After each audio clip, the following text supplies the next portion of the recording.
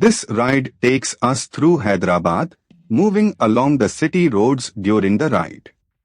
The mood here is calm and focused, with the sound of the engine carrying us through the changing rhythm of the streets. Let the road unfold naturally as we settle into this stretch.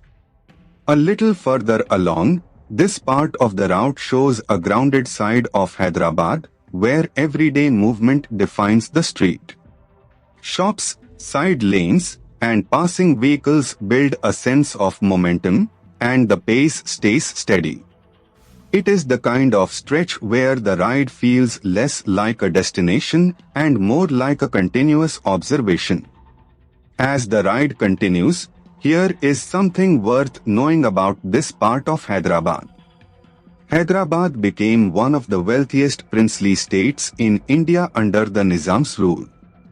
That local detail adds depth to what might otherwise seem like a simple road, and it reminds you that every ride here passes through layers of history and routine.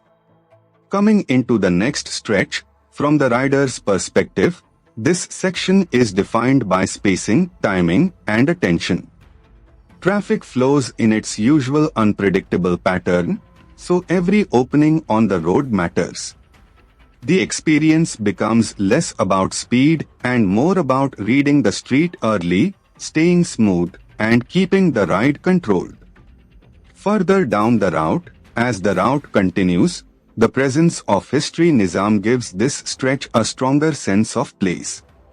Landmarks like this help anchor the ride because they turn a moving sequence of roads into something memorable. With the road opening ahead, the atmosphere here changes with the hour, and the weather adds its own character to the ride. The road noise, light, and movement around the bike all combine into a very specific riding mood. That is what makes city POV footage work best when the narration supports the scene. As this ride through Hyderabad comes to a close, the journey may be simple, but the texture of the road, the city, and the ride itself is what makes it worth watching.